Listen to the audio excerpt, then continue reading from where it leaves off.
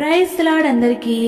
ఈరోజు అపోస్తలుడైన పౌలు కొరింథీలకు రాసిన మొదటి పత్రిక 15వ అధ్యాయము మొదటి 28 వచనాలను చదువుకుందాము. పార్ట్ 1గా. పార్ట్ 2 29 నుంచి 58 వచనాలను చదువుకుందాము. మొదటి పార్ట్ 1ది ప్రారంభిస్తున్నాను. మరియు సహోదరులారా, నేను మీకు ప్రకటించిన సువార్తను మీకు తెలియపరచుచున్నాను. మీరు దానిని అంగీకరించితిరి, దాని యందే నిలిచి ఉన్నారు. మీ విశ్వాసము వ్యర్థమైతేనే గాని నేను ఏ ఉపదేశ రూపముగా సువార్త మీకు ప్రకటించితినో ఆ ఉపదేశమును మీరు గట్టిగా పట్టుకొని ఉన్న ఎడల ఆ సువార్త వలననే మీరు రక్షణ పొందువారై ఇందురు. నాకియ్యబడిన ఉపదేశమును మొదట మీకు అప్పగించి తిని, అదేమనగా, లేఖనముల ప్రకారము క్రీస్తు మన పాపముల నిమిత్తము మృతి పొందెను, సమాధి చేయబడెను, లేఖనముల ప్రకారము 3వ దినమున లేపబడెను. ఆయన కేఫాకును తరువాత 12 కనబడెను. అటు పిమ్మట 500కు ఎక్కువైన సహోదరులకు ఒక్క సమయమందే కనబడెను. వీరిలో అనేకులు ఇప్పటి వరకు నిలిచియున్నారు, కొందరు నిద్రించిరి. తరువాత ఆయన యాకోబుకును అటు తరువాత అపోస్తలులకందరికీ కనబడెను. అందరికీ కడపట అకాలమందు పుట్టినట్టున్న నాకును కనబడెను. ఏలయనగా నేను అపోస్తులందరిలో తక్కువవాడును, దేవుని సంఘమును హింసించినందున అపోస్తులుడనబడుటకు యోగ్యుడను కాను. అయినను నేనేమై ఉన్నానో అది దేవుని కృప వలననే అయినయున్నాను. మరియు నాకు అనుగ్రహింపబడిన ఆయన కృప నిష్ఫలము కాలేదు గాని వారందరికంటే నేనెక్కువగా ప్రయాసపడితిని. ప్రయాసపడినది నేను కాను, నాకు తోడై ఉన్న దేవుని కృపయే. నేనైననేమి వారైననేమి అలాగుననే మేము ప్రకటించుచున్నాము, అలాగుననే మీరును విశ్వసించితిరి.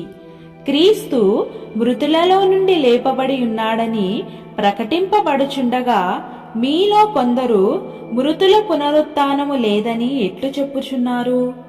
మృతుల పునరుత్థానము లేని ఎడల క్రీస్తు కూడా లేపబడి ఉండలేదు. మరియు క్రీస్తు లేపబడి ఉండని ఎడల మేము చేయు ప్రకటన వ్యర్థమే, మీ విశ్వాసమును వ్యర్థమే.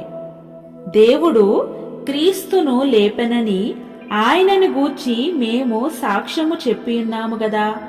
మృతులు లేపబడని ఎడల దేవుడు ఆయనను లేపలేదు గనుక మేమును దేవుని విషయమై అబద్ధపు సాక్షులుగా అగపడుచున్నాము.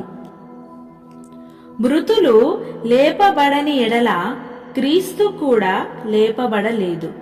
క్రీస్తు లేపబడని ఎడల మీ విశ్వాసము వ్యర్థమే, మీరింకనూ మీ పాపములలోనే ఉన్నారు.